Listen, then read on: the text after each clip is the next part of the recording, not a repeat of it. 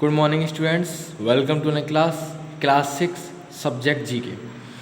तो आज हम सब्जेक्ट जीके की वर्कशीट कराएंगे। आपके पास एक जीके की बुक के साथ एक वर्कशीट आई होगी, तो उसे हम करा रहे हैं। तो वर्कशीट हम पहली कराएंगे आज। तो आपकी जो वर्कशीट दे रखी हैं वो दो या तीन चैप्टर में दे रखी हैं, यानी 2 या 3 चैप्टर कराने के बाद एक वर्कशीट करानी है हमें। तो ये जो वर्कशीट है, वर्कशीट वो 3 चैप्टर को मिला के दी गई है। ठीक है, अब देखिए हम चैप्टर पढ़ाएंगे। अब इसमें देखिए क्या है, पहले तो आपको इसमें नाम लिखना है, ठीक है, और इसमें फिर अपनी क्लास लिखनी है, और जो काम कराया है, जो काम जिस दिन कराया है हमने, वो आपको इसमें डेट लिखनी है। ठीक है, ऐसे ही बाकी की जो वर्कशीट हम कराएंगे उसमें भी आपको ऐसे ही करना है। और ध्यान रखना है कि जो हम जीके की बुक कराएंगे उसका काम आपको कॉपी पर करना है, हम बता देते हैं आपको, लेकिन जो वर्कशीट का जो काम है वो आपको इसमें ही भरना है।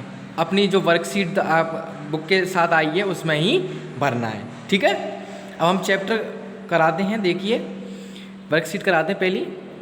ए sugary fluid produced by flower is called nectar. इसमें क्या पढ़ाया जाएगा? नेक्टर। देखिए मैं आपको सेकंड चैप्टर में पढ़ाया था, आपने बुक में देखना कि फूल द्वारा निर्मित एक शर्करा द्रव फूल रस कहलाता है। नेक्टर में फूल रस आपको मैं कराया भी था। ठीक है, फूल रस कहलाता है। आप अपनी बुक का तीनों चैप्टर को लेना, पहला, दूसरा, तीसरा, और तीनों चैप्टर में आप देखना ये सारे क्वेश्चन है, ये तीनों चैप्टर में से दिए गए हैं। ठीक है, a plant that grows on another plant is called epiphyte. यानी एक पौधा जो दूसरे पौधे पर उगता है उसे क्या कहा जाता है? एपीफाइट। एपीफाइट कहते हैं उपरिरोही पौधा कहा जाता है, या अधिपादप भी कह सकते हैं। ठीक है, owl bird can rotate its head 180 degree on either side. तो इसमें भरा जाएगा आउल। देखिए आउल कैसे भरा जाएगा, आप थर्ड चैप्टर में देखना। देखिए कि पक्षी अपने सिर को 180 डिग्री पर दोनों ओर घुमा सकता है। तो आपने पढ़ा भी होगा कौन सा पक्षी घुमा सकता है? उल्लू पक्षी अपने सिर को 180 डिग्री पर दोनों ओर घुमा सकता है। Cuckoo bird lays eggs in other nests. पक्षी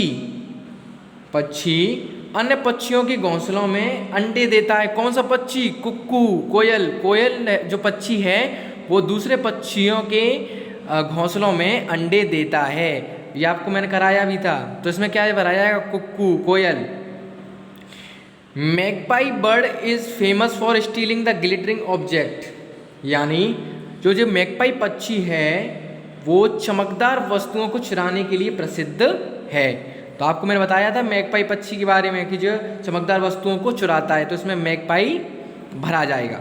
ठीक है, plants which grow flower fruit and die within a year are called Annals.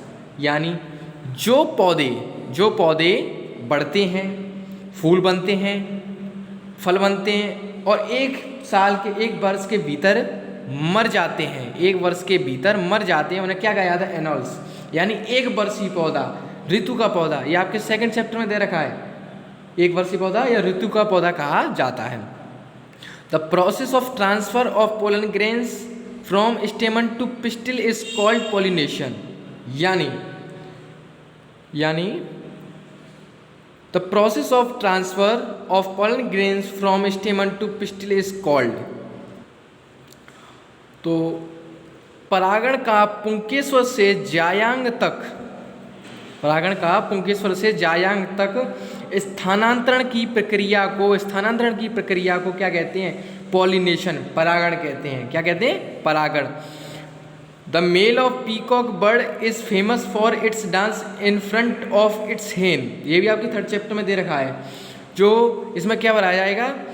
मोर का नर अपनी मुर्गी के सामने नाचने के लिए प्रसिद्ध है। आपको मैंने बताया था कि जो मोर का जो नर है वो अपनी मोरनी के आगे नाचने के लिए प्रसिद्ध है। यहाँ पर हैन मुर्गी के लिए आया है, वैसे मोरनी के लिए आया है। मोरनी को इंग्लिश में क्या कहते हैं? पीहैन। क्या कहते हैं? पीहैन। Plant which live for more than 2 years are called. पौधे जो 2 वर्षों से अधिक 2 से अधिक वर्षों तक जीवित रहते हैं उन्हें क्या कहा जाता है? पेरेनियल्स। क्या कहा जाता है? 12मासी पौधा कहा जाता है। ये सेकंड चैप्टर में। Trees like the conifer and pine which do not shed their leaves at one time are called. शंकुवृक्ष और देवदार जैसे पौधे, जैसे पेड़, शंकुवृक्ष और देवदार जैसे पेड़ जो एक समय में अपने पत्ते नहीं गिराते उन्हें क्या कहा जाता है? उन्हें कहा जाता है क्या? एवरग्रीन, सदाबहार के पेड़ कहा जाता है। क्या कहा जाता है? सदाबहार के। तो आपने ये चैप्टर कंप्लीट, हमने ये वर्कशीट कंप्लीट कर ली है। और आपने देखा भी होगा कि ये 10 क्वेश्चन दिए हैं वो 3 चैप्टर में, जो आपके स्टार्टिंग के 3 चैप्टर हैं उन्हीं में से आए हैं। थैंक्स।